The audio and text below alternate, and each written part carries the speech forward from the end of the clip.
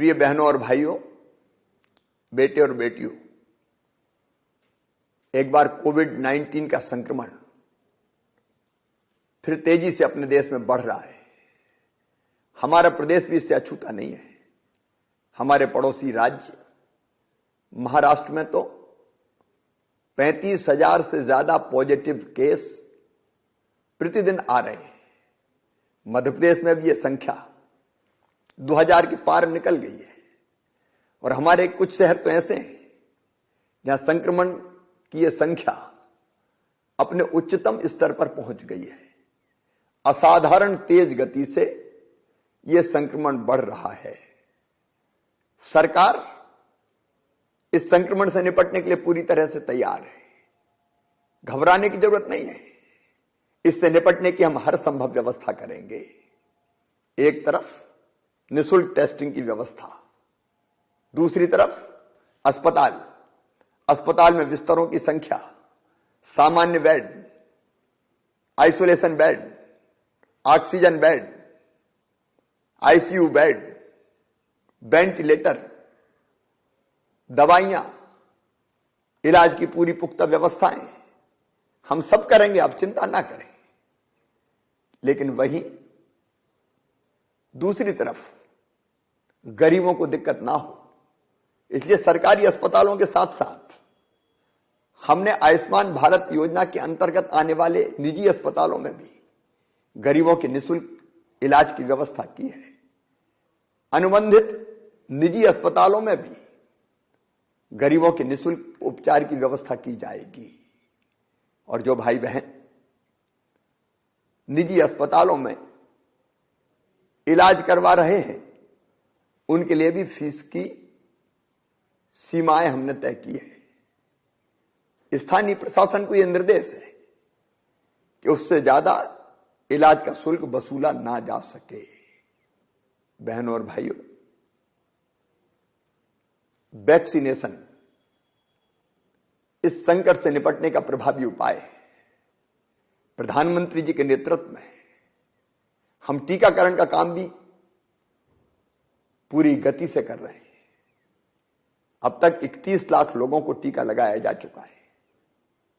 अब तक 60 साल से ऊपर के सारे बुजुर्ग भाई बहनों को और 45 साल की उम्र से ज्यादा ऐसे भाई बहन जो कई बीमारियों से ग्रसित थे, उनको टीका लगाया जा रहा था। लेकिन प्रधानमंत्री जी के आशीर्वाद से 1 अप्रैल से 45 साल की उम्र से ज्यादा सभी भाई बहनों को जो किन्हीं बीमारियों से ग्रसित भी नहीं है, उनको भी टीका लगाया जाएगा। मेरी आपसे अपील है कि आप इस संक्रमण से अपने आप को बचाने के लिए टीके जरूर लगवाएं और लगवाने के लिए बाकी लोगों को भी प्रेरित करें। संक्रमण रोकने के लिए आपका सहयोग भी मैं चाहता हूं। सरकार अपनी तरफ से कोई कसर नहीं छोड़ेगी। परिश्रम की पराकाष्ठा हम करेंगे, प्रयत्नों की परिसीमा हम करेंगे,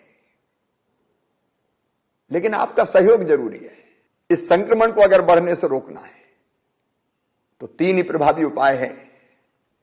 1, मास्क लगाना। मास्क लगाने से वायरस मुंह और नाक के जरिए हमारे शरीर में नहीं जाएगा, हम संक्रमण से बच जाएंगे। दूसरे, सोशल डिस्टेंसिंग, आपस में सुरक्षित दूरी रखना। सुरक्षित दूरी से हम वायरस ले जाने वाले कैरियर नहीं बन पाएंगे।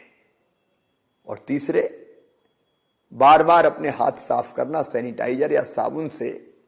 इससे वायरस को हम वहीं मार देंगे और संक्रमण फैल नहीं पाएगा।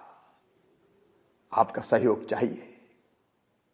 हमारे महत्वपूर्ण त्योहार है, त्योहार मनाए, इससे इनकार नहीं है, लेकिन क्या संक्रमण रोकने के लिए हम ये त्योहार अपने परिवार के साथ घर पर नहीं मना सकते? संक्रमण अगर रोकना है तो भीड़ भाड़ से बचना होगा। रस्म निभाएं त्योहारों की, परंपराएं पूरी करें, पर बिना भीड़ भाड़ के। अगर परंपरा का निर्वाह जरूरी है तो स्थानीय प्रशासन की अनुमति लेके बिना भीड़ के प्रतीकात्मक रूप से परंपरा का निर्वाह कर लें। इससे परंपरा का निर्वाह भी हो जाएगा और संक्रमण से भी हम बच जाएंगे। याद रखिए, अगर लापरवाही की तो संक्रमण बढ़ेगा और प्रदेश संकट में फंसेगा। और इसलिए हम सबको मिलकर यह उपाय करना है, अपने लिए, अपनों की जान बचाने के लिए, संक्रमण को रोकने के लिए। आप सब कोविड-19 के हर गाइडलाइन का पालन करें। आपके जिले के क्राइसिस मैनेजमेंट ग्रुप ने इससे निपटने के लिए जो गाइडलाइन बनाई है, जो निर्देश दिए हैं, उनका पूरी तरह से आप पालन करें। मुझे विश्वास है कि संक्रमण से निपटने के लिए, इस बीमारी से निपटने के लिए आपका हर संभव सहयोग मिलेगा। कोरोना हारेगा, मध्य प्रदेश जीतेगा। बहुत बहुत धन्यवाद।